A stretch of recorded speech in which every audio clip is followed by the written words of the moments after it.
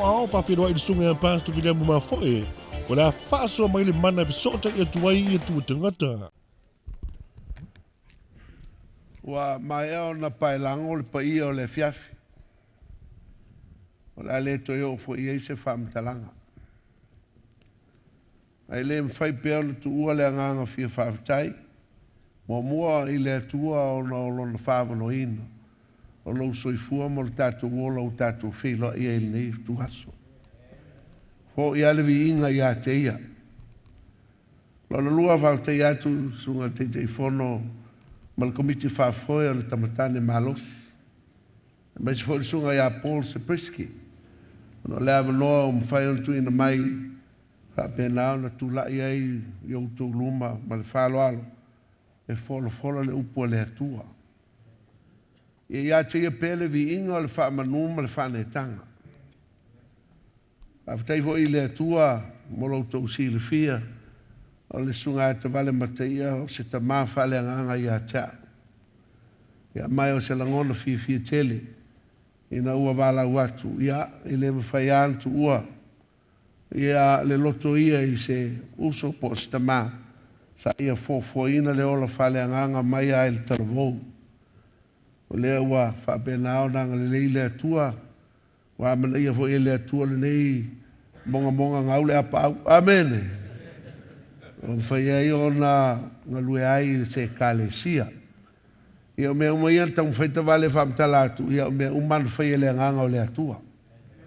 I le eiso tātou poto, i le eiso tātou mawhai. I le eiso tātou malosi. Wow, for my atua is not by might nor by power, but by my spirit, says the Lord. Ia te ia le vi inga. E tō tonu mato o malanga no mai Samoa.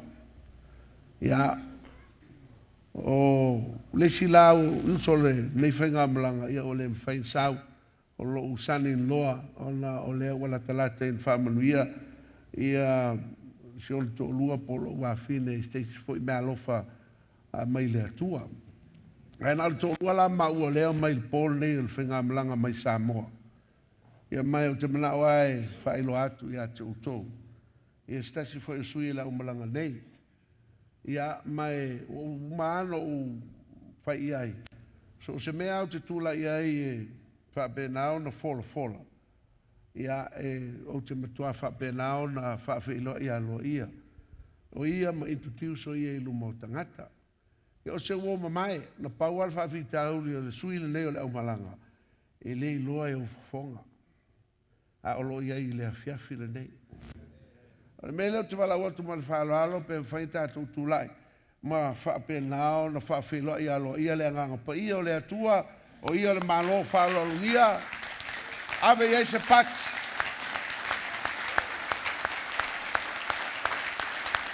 A tele sa pax. He is here right now.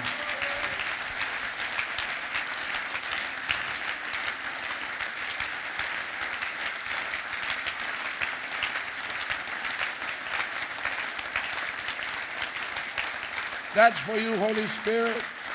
Pastai, la tolana mai lalo. Mas fai tale o nem tau pulengang pa ia o na leiso de tino. But he's here. You can't see him in your natural eyes, but he's here. He's the third person of the Trinity. He doesn't have a body, but he's God. He's real like this pulpit. And he's walking among the people.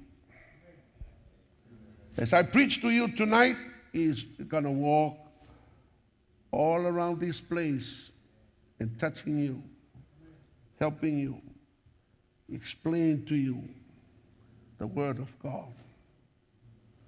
Illuminate your spirit, touching your heart, minister to you. Because he has 7 ministry doing in your life and my life. He has 9 gifts. And he has 1 fruit with 9 manifestations. He is very powerful. He's the one who is with us now. Jesus and Father is in heaven. But the Holy Ghost is here with us. He is here to accompany us. He is here to help us.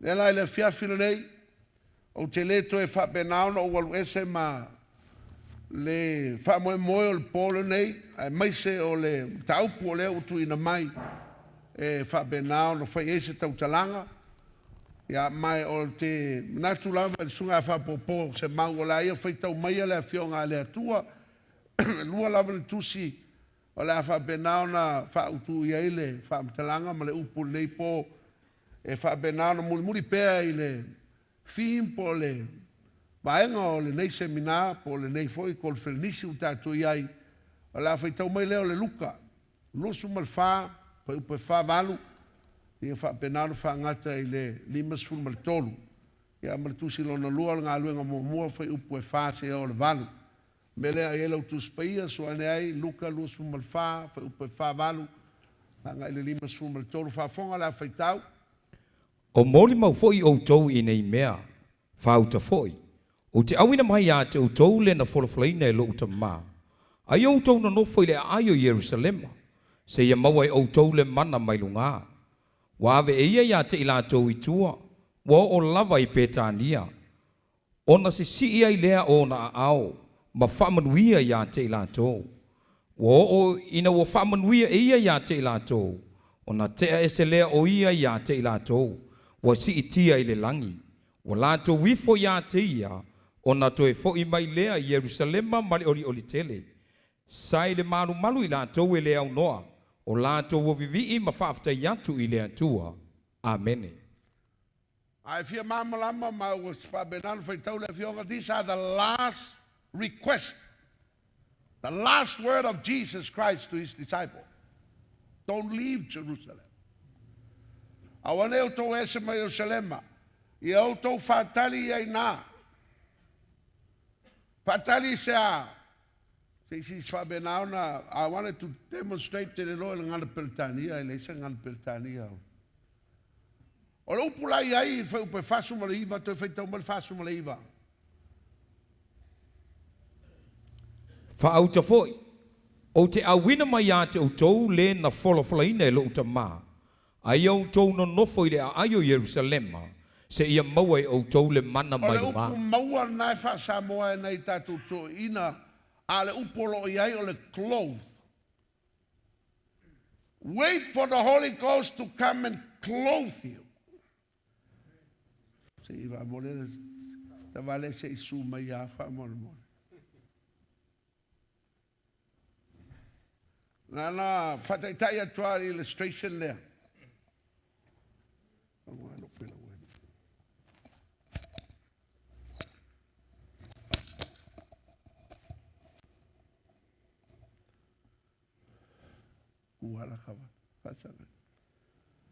Mai fatali Jerusalem ma se saule anga pa ia ya e fao. O le ofula le ngaka ia ofo ngu ia e kaura lo kakapuai.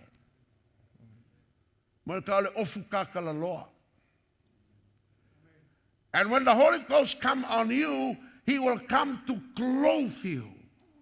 Your whole body will be filled with the Holy Spirit.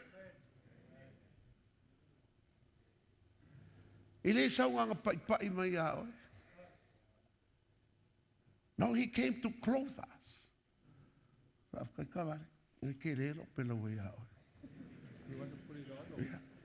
Yeah.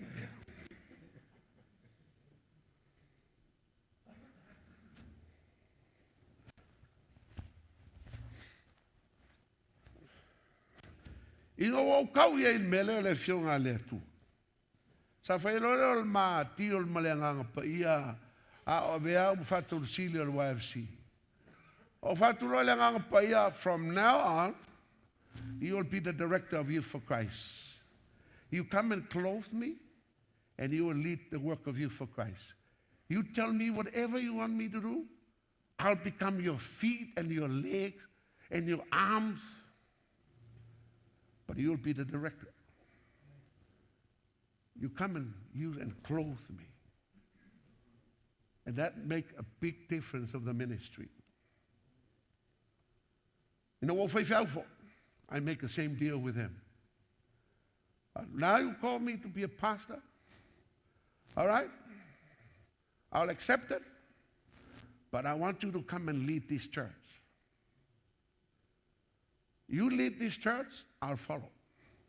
Whatever you tell me to do, I'll do it. But you will lead this church. And that's why Worship Center is being up now in other parts of the world.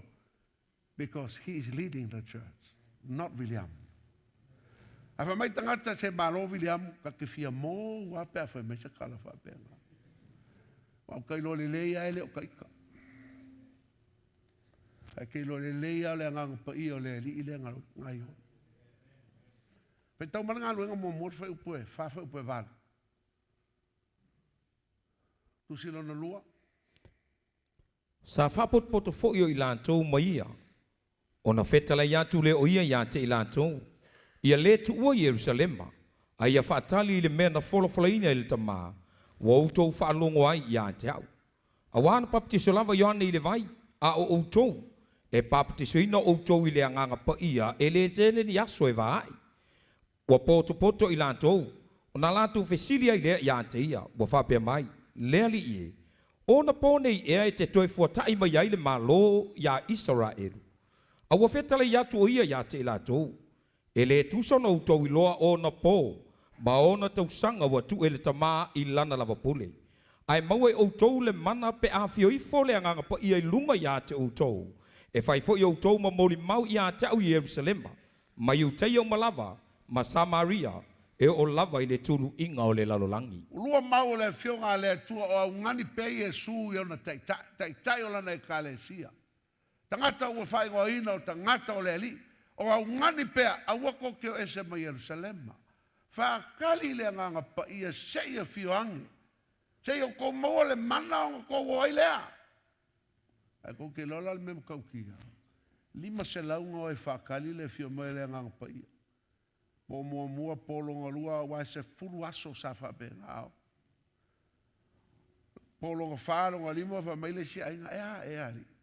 E sau e le nganga pa ia. Oe mai ai longa mako mai kai au. Fai asi pisi o mako ainga kai au. Leo mai le si ainga. Onga wha, longa lima, polonga ongo, wa makanga leo mais. Fai le si vanga. Leo mai. Fa mai le si vanga. Kelo. Ke vai pe sao e ali ei mea se. Po sao e fa longa pe ke luma le vai nga sore. Ia vai ia o fiua ka ke whaakari le ai le se mea kupu. O longa fiku, o le o mai si ainga. Pa i ngā kau ka whawha, pe ia o enga ele sau ele po longa fiku. O longa malu, o longa iwa, wa maka, o ngā mauak. E o mai laso se furu ai sau malea nganga pa ia. E ko fia ngaka ngai ai. Ngā se lau lua se furu, ai fia ngā o e whaakari. 5 se lau. 5 se launga o e whakali ma le whakongunga awa ko ke ese. O e whakali Jerusalema sei fia le nganga pa ia lea. E maua o koure manga. Pio ifa sei wha ofu o koure manga lea. Ui ai umai whongare se lau lua se fu. Fia le wahanga lea ua lea. Kolu se lau waru se fu. Kolu se lau waru se fulu le uskai. Le falongo masal salo. Le kerkong. Sau le ngā pai ngā se lau lua furua. Pesili le si kamakange ngā o feke la vea se lau lua furu por se lau waru se furu. E ke la vea ngumera kor se lau waru se furu peke ngumera la vea. A vai la o ko le a mio le a maka mai la makanga le kalesia Yesu. The attitude of the people from the beginning. E o mai al keminga. Maua e kalkong, maua e le kalkong, maua e le kea, maua e mga ngau iai. Kor se lau waru se furu. Ia ngā o ale e whaila ngā lua ngai le se manga. O le whakakulo kue le se manga ngā le manga le whangameme i ngā o malako. O la lo ingo lo pul mang fa me nga ngai ka fanga les fanga les awa ho ele o mawale manga sa o ale fa mai Yesu o fakal ngal se la ulo se furu ala ko mawale manga ai vai wala le mi o nga le ya e ko ke le nga ka kal ko le nga pa ya ma ma oi ele kal ko le nga pa ya ma manga e ko la kiki nga ka kal ko le nga pa ya ma manga nga sa wai lava le o le ngai me le pale 380 and 120 e o mai ai le so a kilo vai ai e ko ke le a ka le sia ko ke le nga ka ele kal ko le mana le ko la kiki nga ka kal ko le mana le nga pa ma ola mai se kale si le kalko e o kef si mai wale sa fe au ngame ai ngo o maua ya ule fio nga le kua ma wa vai ya ule fio nga le kua I decided to be part of the 120. I want to receive the Holy Spirit in my life. Mai ngo o kalia le nga ngo le li. What a difference he can make in your life and my life. Eu vou lá no meio do tamatane malos. Mongia o ame uma oia oia manga lea. Ele aí que a lua e vai. E a lua e fa nga fo le panga me amen. Wa nga pa wala le malos e mafai ai. Pa wala le malos e mafai ai on ka ko mang malo. Ole visili. Wa le o pe o ko fa fonga mai ole manga mai e fa o fu. Ale mangala le ka ke soka ia kwa ilu mo le kua. Ele o se mangala mai se ka le au ka ko ro uma le mangala le manga mai le li amen. Ele manga le kua mai le mangala. Ele is nga ka ele fala ko nga le se ka le sia ba ko mangala ya. Awange fa senga oe nothing nobody offer you this power on the face of the earth. Only God will bring this power. Amen. Longa o fe ele manga le au ka ko mamlama ang o iso ka ko mga hole le manga le nga pa ia o le manga le nga pa ia. This power belongs to the Holy Ghost. This power is an unction of the Holy Spirit. He is the presence of the Holy Ghost. It's a manifestation of le nga pa ia. Ale sa le nga pa ia ele sa le manga ao ngalu le nga pa ia wa no manga. Ele ma fai nga kuku e sele nga pa ia ma manga. E fa bele le ila o ke ma le manga o ke le manga le nga pa ia la wasa. Ele ma fai you cannot separate because the unction, the anointing, the power belongs to the Holy Ghost. Alu la le nga pa ia. Balu ma le manga. A saule nga pa ia. O saule manga le. Ai manga ola le manga le. Ele ma fai nga manga le manga ke musul kangaka. Holy Ghost is the person who has this power. If you want this power, then you need the Holy Ghost. You need to receive the Holy Ghost in your life. Nga o nga e sau ma le manga le. Amen le. Nga ele singa ka ma le manga ele manga o kele kele kalkong kele nga me le nga pa ia. E mari era loko. E lema fai nga e mo le manga le pe a fai kele kalia le nga pa ia. Wa o ia sau ma le manga le. Amen. Before ka fa nga ka vale mai ale fofoanga. Che o mai ile kuspa ia le fenga nga fo o le mana le o le nga pa ia fa nga yo ia me uma. Amen. Ya, le ka ko lo ngai. O le visili o ha me mo fai le ngai manga nga fai. O le ko am ka kia. E umar pol ngai o fa so aku ia me fai le manga ngai. It's unbelievable. O le me fa nga o ngo fai kau. Oh wow. Ma ka kia me fai le manga ngai. Nga la lo ia lo. O nga iai o manga o iai. Ka le la ba o la ko ilalo. O ka le la ba le me o le ka fa o inga. Ai alo lo foi le skemi ya. O fa pinga fo yo nga le mangu fa o inga. Yo e fa o inga ai fa inga. Mo le fo le malo fa inga malo. Pe nga ko ka fa e mo le me nga malo fa inga malo. Ma paua le mea ma fai hai. A o nganga le hanga fo ia masakangi ma longa malo. Wa le ilo fo ipola le mea la fai. Wa fai fo e ku nganga u kingo ia. A sakangi ia. Manga ia fo ngā luenga. Ka le ilo pola le mea la fai. Ia. Ma al paul mea vai a kavale ia.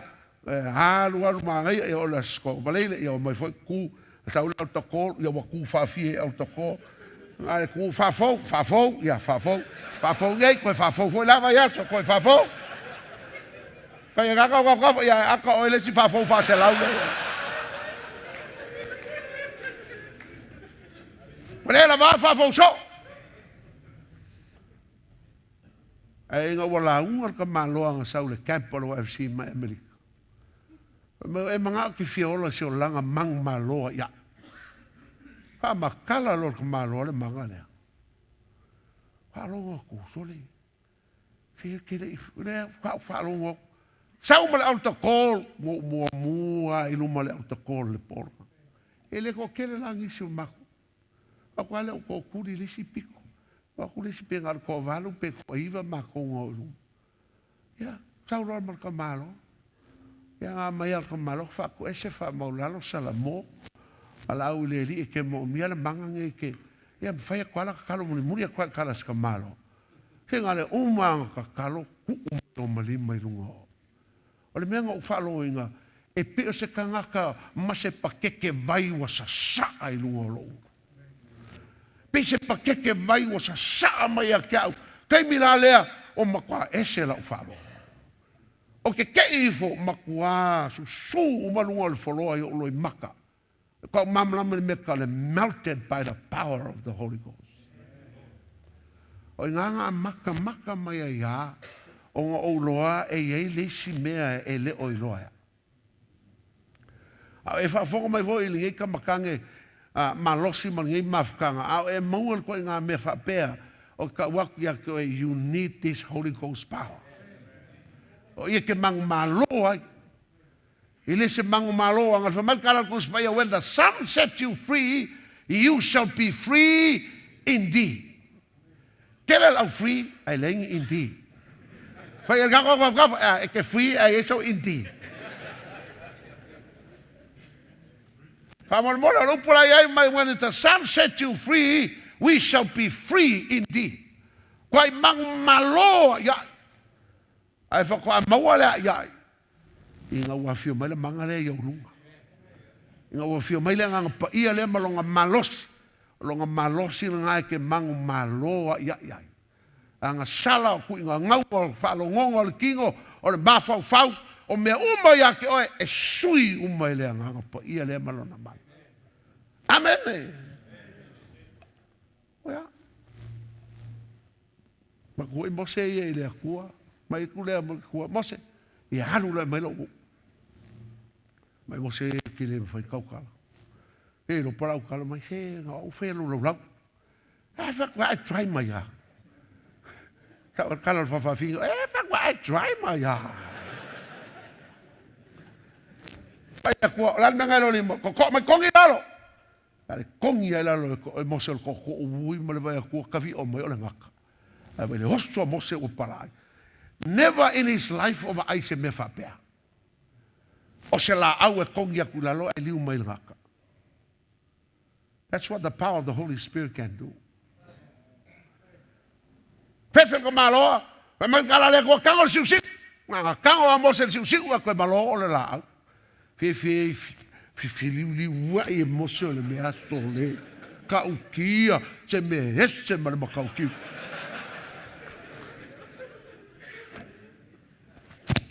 Lua me so ya mo se convince mo se. Ma le ko falo li me ko lo fa faka. Ale fa fa ko mai sei vavo. We will pela o mo lima. Pole ko malo mo mo lunga lima le pela. La mai le ko fa ko mai o ko malo lo. Va lo mo se. Yes sir. Alu lo mo se. Se fulu va venga nga fa e ku pico. Ma le se ko mengo isala elu, it's all under the power of the Holy Ghost. Ole au fa ni tu, ole au fa ni tu, ile au ma le hafi fa ni tu le po, it's all by the power of the Holy Ghost. Fasu kausanga le whainga malanga, it's all under the power of the Holy Spirit. Every miracle happened on that trip, it's by the power of the Holy Ghost. Ai ke lola, o le whainga malanga nga, kukusa le leia mara ka whainga malanga le kau kei el kei minge. Same. O whainga malanga Israelu, mai o Israelu e kanana o kakou, e whai malanga ku le langi se o le langi o le langi. Whai kakou kofkafo, a mai lau whainga malanga. Wa u e se ngaka, o ngā ke staki ngā ele vai, mo le sami ula ula. O mea umanga kukupu le whainga malanga ngā e kukupi o kakou o langa. We will all have an experience of the Red Sea experience. We will be able to encounter kau ke whausanga ima, mea uma sa wai sa kangi whalavelave. Ai mai se foi ko mumu male, fa bengale fai kio male mui mui. O mea kupu le whainga malanga e kusa le me le whainga malanga. But one thing, ke loa le ki ngā ukau e kongu le mea ngā renga le fia le akua le whainga malanga. E le o ngā vai vai ngā o kangaka e whamarikala al kuspai al kusia le isaia. Ua lato fo vale lo wanganga paia. Mai inga wala ko fo vale lo wanganga paia fa mai le akua I turn and fight against them. Ai mau ali sei al ka pusfu. Pa mole awange e fo vale le nganga o le. Awange e feia se mea fa penga le nganga o le. E ngai mo kwa fa sanga ko ile akua ia ke. There's something about the Holy Ghost and the Godhead. The Father, the Son, and the Holy Ghost. Mai Yesu, ai anga puvale ka mafa mangalo. Ai puvale le kari fa mangalo. Ai puvale le anga paia e le fa mangalo inga o ngai se o al fa. Toi siri al pui pui lo konfikia. Siri lo karia. Me un man fa le anga paia mo kaukia. Fa be nga ho ka ko kiro iai ia samasongi e longa malos.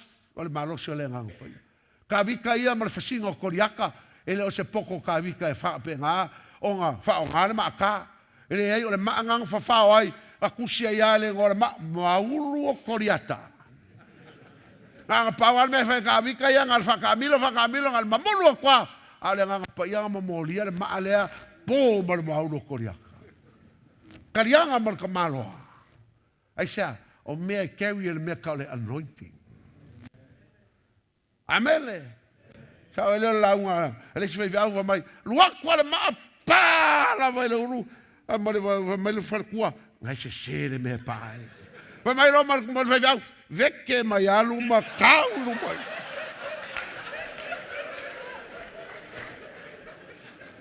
Ya karie esse vai vai fa pegar a meu vale fa pegar. Anga vai na kau le ma mo moli le me kau le fa unga. Ale mae mamoli ele mano le nganga pa ia. You can name kako o kala kuspa ia mai fe kwai o mai fe fo. Sa ho Yesu ia fa kali se fio mai nganga pa ia fa kwai fa nganga misio. Nganga le sa Yesu o se kua. Mai ngulonga kua le langi e sa per ka kola ia o ma. E sa fa kali se fio mai nganga pa ia le se fa ofu ia. Nganga ofu ia Yesu alu lo le vao. E loa kunga wa leva nga step mai saka, mai se wa leva nga akari aku ya. Pa mai Yesu wa se el kai me ke sawa. Wa kwai se al kai me ke sawa. Nga so a mai aku e su ko leisu. E ko so mai e pa kaki e su ka ele maka.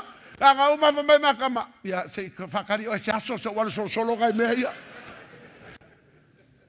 Hello, ao nga fa penga, nga fa kumu ele manga le. Ele me fez a kangi nga lo fez. Not even the demons power, demons Satan's kingdom. Ele me fez nga lo fa sanga ima. Ele me fez ma lo singa ye o sa kangi. O fa sanga ima kaka it was filled with the Holy Ghost power. Amen. E mo kau ke o wala ya Paulo ia. Langa ia nga luanga fa misionale, it's all under the power of the Holy Spirit. Ele nga kai e fa nga ele nga pa ia lak fia launga mai nga pa au ke launga nga. Ala ko se la launga mai au ke launga nga. Uma launga nga afia mai dai ngofo pe I. Ke le nga ka fa ola inga I.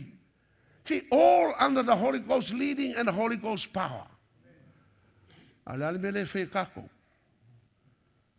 Ia le nga pa ia ai fa ia le malo circle. ki ngā kukule ngā pa ia. Alo, ia whakare ko ngaso, o le whai mea ia waroa. Ia alo, o aia mai, alo aku aia mai. Ai mai saka kou ka maloloa. Anga o kama, se fo ia kua i ngā hanga. Fia kama heavy o ngai mea o kama kanga. Fiu e whakuku. Vai, a whai mafkanga e kālesia. E o mai aki ngā manguia le mafkanga o mai au kalwau manguia.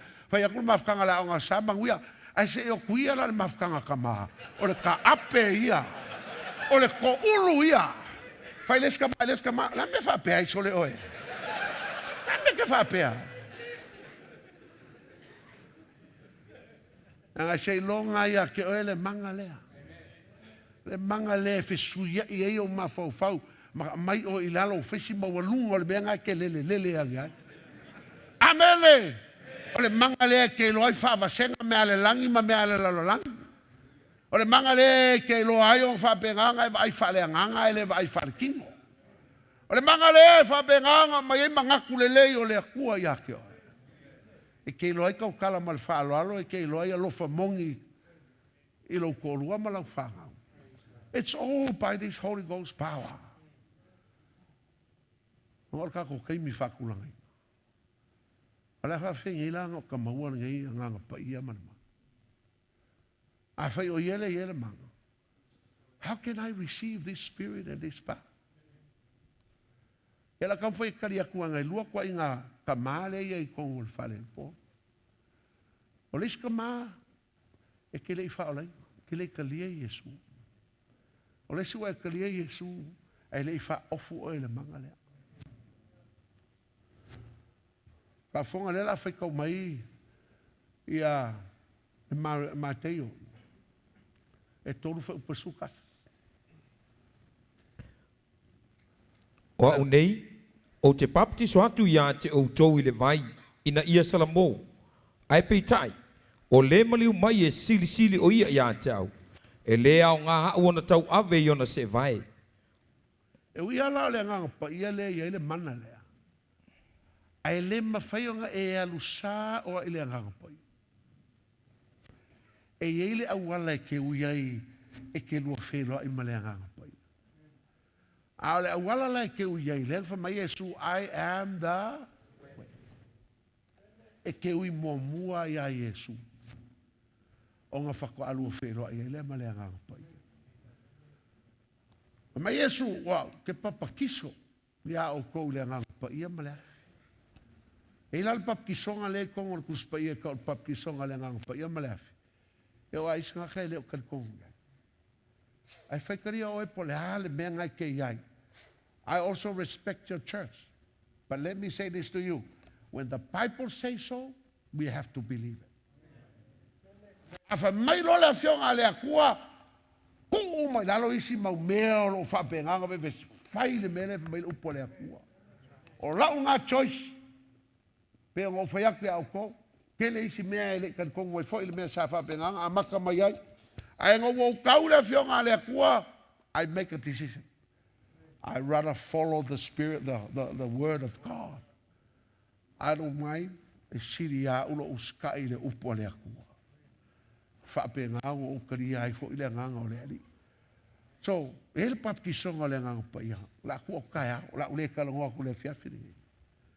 Kai au, kako whape nganga kirikiro iai, a whai oe wai whao lainga, ai ke le I maua le mana le nei, o le ki lea mor kaka whao lainga, e wha ofoi oe le mana le, o le pap ki songa le nganga pa ia.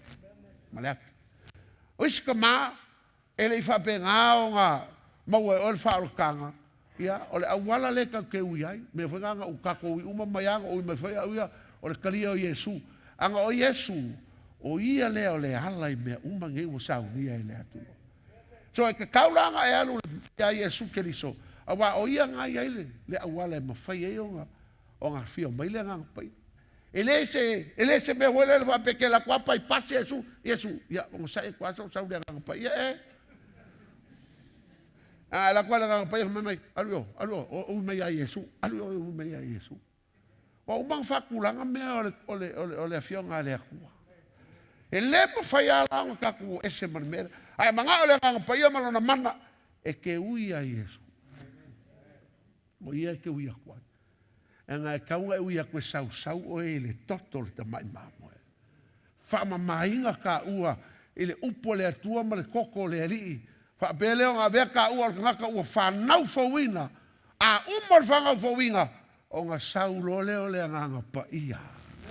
I lou soifua ma lo wala. I ngā o mamala ma fwoi au ia whafkaia o karieinga Iesu mua muri whakwa o mamalama.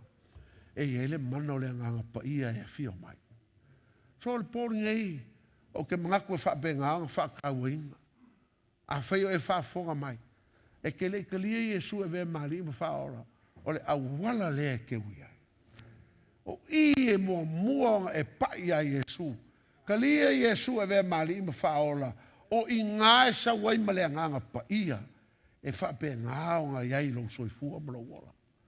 Anga ele ma whai o ngā kako ma ngā waku le nganga pa ia o ngā ma kako ia Iesu. Whawhanga wale le mua le. Ko rito lo mta upoe. Toru whao pasukas. Whawhanga le la whaika waku. Ke mga olawa kamakange whawhanga mai i le vaenga lo kusma. This is one of the powerful verse. Wa ukau ia i le whionga le akua. Ke le fo se impacto le upurunga ia le akua. Lo walanga whawhanga. 1 Corinthians. Au te loto ina iau tau i loa. O le ulo o tane taitou tasi o ke riso lea. O le ulu o le ava o le tane lea. A o le ulu o ke riso o le atu o lea. Pa mai so se kangea o longa ulu Iesu. A o le kele i o kange e whiwa i walengi ulu.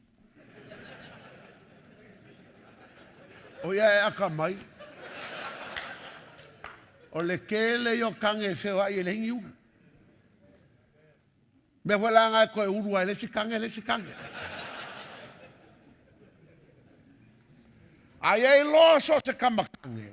E ei lo ulu. Lefa mai le verse lea. O Iesu o le ulu ia o le tane. Pe se kange fai ko lua. Po se kange ngofo ko kasi. E le koe suia le mele wa mai le fionga le. O i vai lea lainga mafua o kupu mea i o langa o kange. O nga e le o iei se ulu o lo whapenga nga pipi i ele kange le. Talo isi kange o lae ulu ai long kama, pe lae ulu ai le whawhinge, po lae ulu ai se skangaka. Ar whasingonga le fionga le kua mo so se kange. O Iesu le ulu o kange uma. O le ulu langa e kaunga e pipi iai. E pei o le kala Iesu o au o le vine o oe o le lala. A sa o la le ulu ke pipi iai. O nga sa o le o mea uma o le a whapenga o nga sau. A se le ulu ke pipi iai. O le se fo i ngā o mea o le a whapenga o nga kupu i lo wola. Inga ua whamaila le fionga le a kua o Iesu o le ulu o le kange. E kakau so se kange o nga e connecti a Iesu. A le mana lea e whaia le so o ka ina. Mai o le haka fo i lea o le vinge ma le lala e pipi. Pa mai lola Iesu so se lala e pipi i mai e fua tele mai. Pa whela pipi, pa whenga connect. Yang e momofu malua, lewa umaleu. Yang e momofu upesfu malua. This is how to connect. Au i lato uma o ena talia o ia, ma whātua tua i lona suafa. Na ia avatu ia i o lea manuia e vea i lato o whānau o lea tua. Awala la wala ke connectai. Anga e whapea ngā Iesu o oe o le ulu. O whakua kua iawe. Mole whamangalo mai ia. Anga sala uma wa use i e lofa whamangalo. O ke le loa o e lo ulu. Are pōri e le ua uloa. E ka kaonga o connecti ake o le ulu. O umanga whakulanga e le akua moa o le tane. A olo langa e connecti le ulu lea. Pei o le la lai le vinge. O amea umaro i le ulu lea e kafe uma mai ia oe. O manguia mea uma o mea le kingo o mea le mafaufau o mea le loko o mea le anganga. E kafe uma mai ia ele. connection there. The anointing on the head will flow to the body. E hola le manga le. Mafuanga nga connect le ulu kafe mai ai ma le manga le. E le mafai le kafe mai le manga le pa ele connect le ulu. Anga o Yesu fa mai Yesu wa yo lunga le nganga o le wa ia fau mai ata. So me foi le fiafiri ai ye ni tamatane malos fil nei po. So mai le kol feliz. E ke le o malama makele mai ke le o a pa benga e lopo e connect le ulu o lo pori. Ma me mo foi le fia pa ka okol ka ko pori. Kai ao on ka ko anga ia kule ile receiving ol fa unga ngai a mai se pe fa fe fe fa nga yo fa unga ngai lo volanga pe fa fe foi nga sui oe ile banga ngai ai le mo fa on ka ko kalango i meia kai ao pe ale connect oe le por ngai because you have to connect it to this head so that everything from this head will flow to you. I tell you everything. Ele ai se mea se vasi o mea uma ile ao le ai o le a kafe ke ro ral kala Yesu o makwai o nga kagi ia nga o fa benga nga pihule o speak mai le ria kia mal kala Yesu. Everything belongs to the Father am I, and everything belongs to me. I give it to you. Oka makaukia mea uma ka mawa avele akali. Ave mai Yesu o mea uma wa mai lo ka mai ke vaku yake o he. What a wonderful Savior and a wonderful Lord. Ke lo, o le ngia kau ke samu ngai mea. O le ngia kako ke whai umo le akingi apa. A o ke whai aku yake o wa umanga provide Yesu mea uma mo e. Kau ale o le mea ia connect le head lui. And with the Holy Ghost come to your life, the anointing and the power will change you. Peo kai au le la kakalongoi le fisuia inga. Le mea ka le transformation le whai le nganga paia. Inga whape ngao nganga leile kua le uman ngai ko whenisi. Wa e alu, you are a transformed man by the Spirit of God. Mea le ave se pachi vi ia le ri.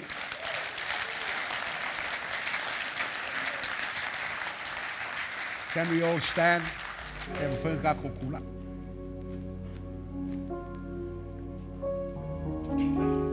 La sauli lau whai pese, suina spese. A la tuina tu le avaloa lea ia te oe. O le walau mua mua, a whai e iei se tamā. A whai e iei se tana, se li. E te lei te lia Yesu. E te lei feso tai ma lo unu le nei. O lo wapo le nei. O lo wafiafi le nei. Ana fa maulalo lo loto na sumai le luma nei le avaloa lea. E te tulai ai mai fa pe ale Yesu. I want to connect my life to you. You are my head, and I want to connect to you today. Fa pe nao na sumai ai. A fai foi e se tamā. Wa fa pe nao na toi foi tu lo wolanga. E te manao e toi fa pe nao na reconnect your life like a vine and a apprentice. Sumai lo wa fiafi nei. O valau mo muli. Ai ai so mana onga fa pitoa. La se mea lo lo feangai. A e saul nei maftanga ma nei kor feliz. Sumai le pole nei o lo ile nga paia. E malama le mena e tupu ya cho. Pa benano fa ese te talo so so ya to ile nga paia ya cho el nei po. Au suna le peselea. Sumai matala mai a. Hallelujah. Thank you, Lord. Thank you, Father, for your word. Thank you, Holy Spirit. Bring your people as they come to connect to you. Awete matapu. Lowa lole. Sumai fa benale talia Yesu. Hallelujah. Yes, Lord. Glory, hallelujah.